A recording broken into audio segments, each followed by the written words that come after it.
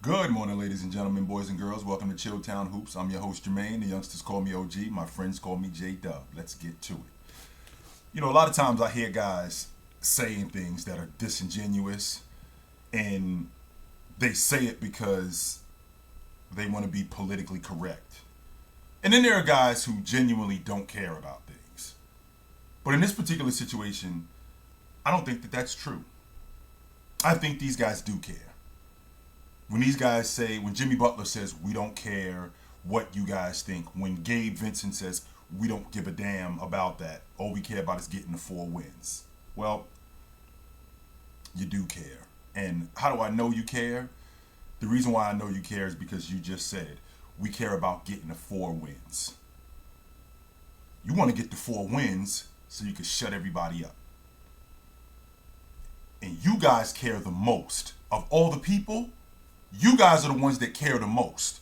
You won't say that on television, but you guys are the ones who care the most. The most undrafted players, the 8th seed, Gabe Vincent. Not only are you not a starter on a championship team, you're not even going to stick in the NBA. Yeah, you might get a tryout, but you're not going to stick. Well, here you are. You've already shut that logic up because you are sticking. Jimmy Butler. Can you take a team to the NBA championship and win it? Max Strus. You're not going to stick in the NBA. Forget being a starter. You're not even going to stick. Duncan Robinson, you're a flash in the pan. This team isn't that good. You don't have any star players. We don't give a damn about that. Yes, you do. And the reason why you do is because you want to shut all of that noise up. And it's fine that you want to shut all of that noise up. That's what great players do. You think Jordan became such the player that he was? You don't play defense, Mike. Oh, all you want to do is score. Oh, that's what you think? That's what you think. Oh, you don't think I can play defense? Okay, let's get to the bottom of that. Well, you can't lead the league in scoring and be a champion. Oh, you don't think I can do that? You're a selfish player. Oh, you don't think I can pass? All of these things matter. And these things matter to you guys too. And it's fine that they do because that's the competitor in you. And I know that you're going to get on television and say, we don't care about that stuff. I know you do. I thought the Miami Heat yesterday, I thought these guys played a damn good game. A damn good game yesterday. I thought that there were some communication issues early with the Denver Nuggets that they cleaned up. So to start the game, what Eric Spoelstra did was he made a concerted effort. He made a point of emphasis to get Max Strus involved right from the beginning. And the reason why he did that was because I need him. And I need him to be good. And I need his confidence to be high. One thing about basketball players not just basketball players, I take that back. One thing about athletes that the majority of people don't know. There's a thin line between elite and average. And what's on that thin line? Confidence. That's it. Why do you think Jimmy Butler is as good as he is? Jimmy Butler is as good as he is because Jimmy Butler steps on the floor and he makes it clear mentally to himself, there's not one person on this floor that's better than me. There's not one of you guys out here that's better than me. I'm better than I don't care who is on the floor. I'm better than every last one of y'all. Every last one of you guys. That's where the confidence is. So I got to get Max Strus back confident again. So Eric Spoelstra made a point in getting him in action early. Getting him open shots early. And he converted on him. I think he had 3 of his first 4 threes, which was fantastic. Now, the scheme with the Denver Nuggets, it was a communication issue, which could easily be fixed.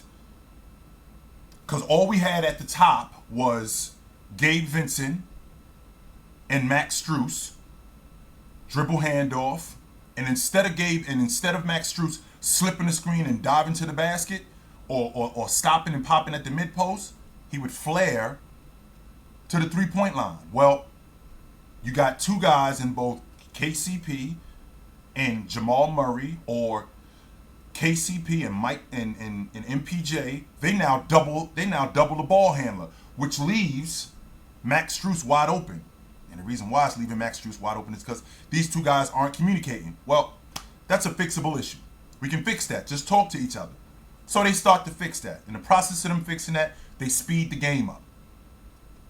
They speed the game up, get Jamal Murray involved more, get Joker involved more, and that develops a 15-point lead.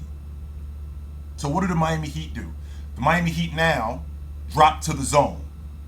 When the Miami Heat drop to the zone, the Denver Nuggets, their counter to that, which I didn't understand why the Boston Celtics didn't do this, their counter to that was, we're going to put Joker in the middle of the zone. He's our best playmaker. He's our best interior player.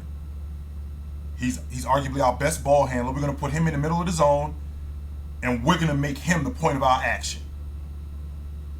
Which played into Miami Heat's hands, because what they did was now they got different players covering Joker. And they're going to make Joker either score the basketball, make him be the playmaker.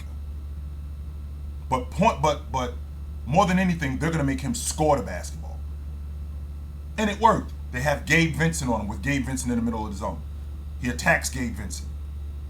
The zone doesn't shrink, which is what the plan is with the big guy, right? The plan with Joker is to get Joker in the middle of the zone, make Joker score, so these guys can shrink, so Joker can get Jamal Murray, he can get MPJ, he can get KCP involved. Well, the zone doesn't shrink,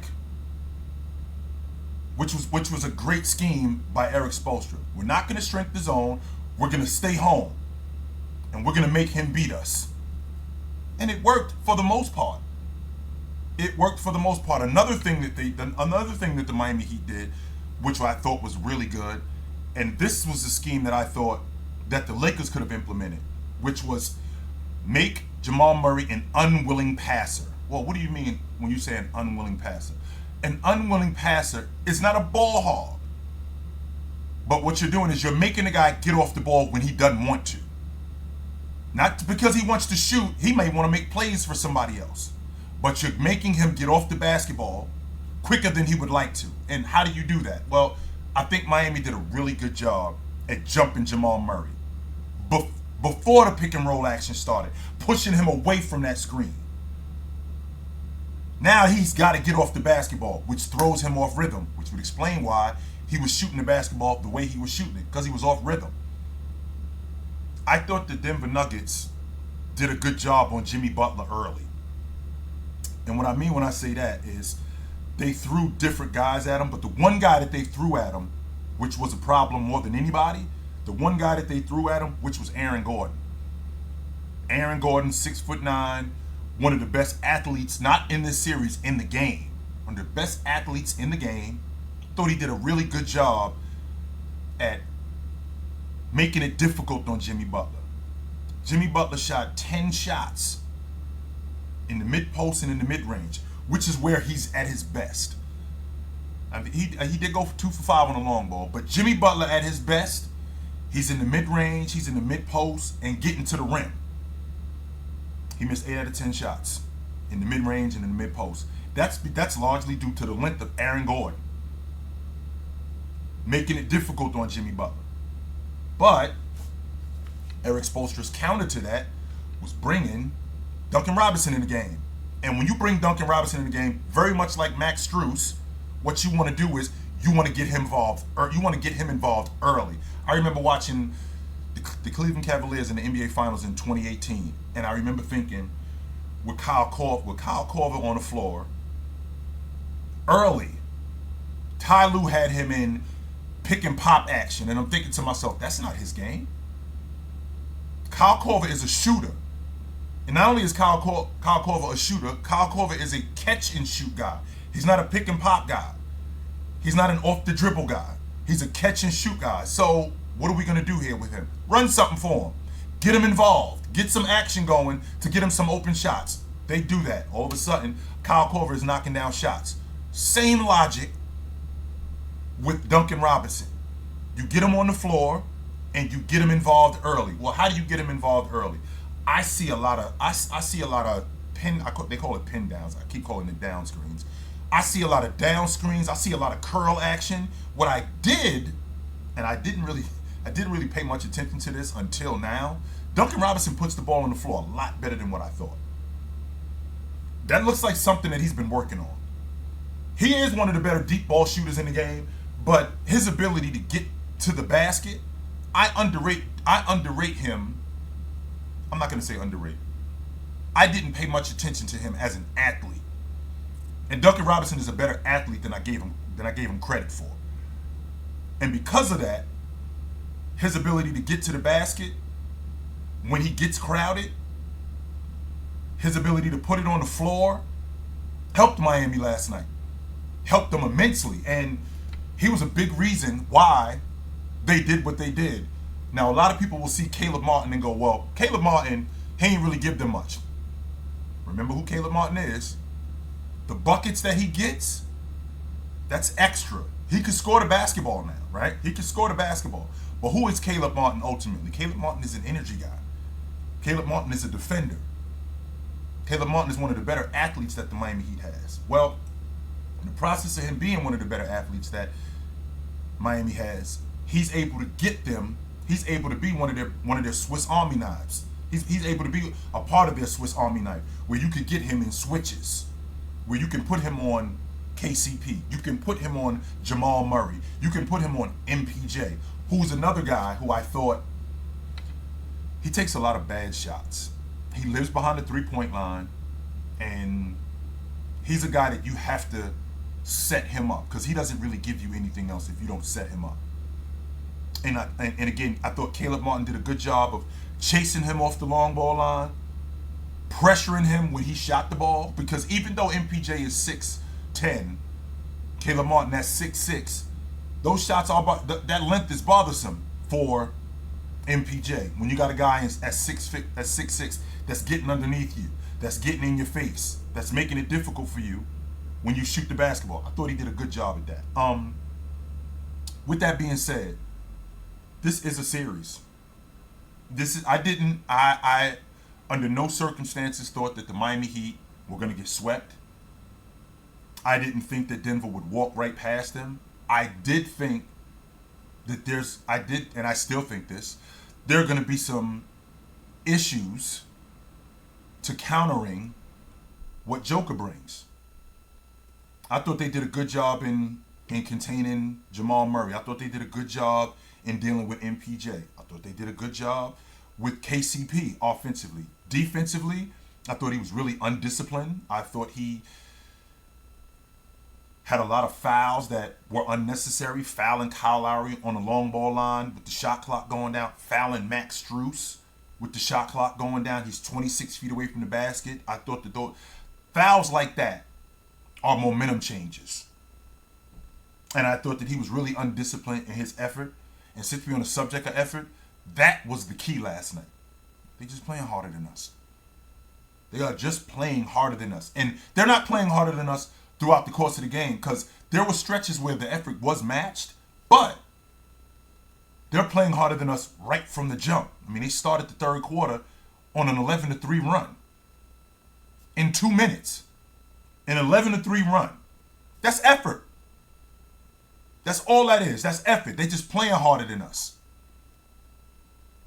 And that's got to change. We all know that that has to change. Otherwise, they're not going to win this series, because getting outworked is not something that the Miami Heat are accustomed to. Not only are they not accustomed to it, you're not going to do that. Not with them, you're not. That is not going to happen. So, with that being said, we now have a series. I'm not on board with the just let Joker score and slow everybody else down. No, that's not going to work. I don't think so.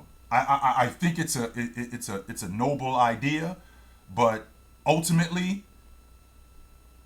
there's something to be said about a guy who's scoring a lot of points. You're not just going to let this guy score. He's eventually going to get other people involved. Not only is he going to get other people involved, they're going to want to get involved.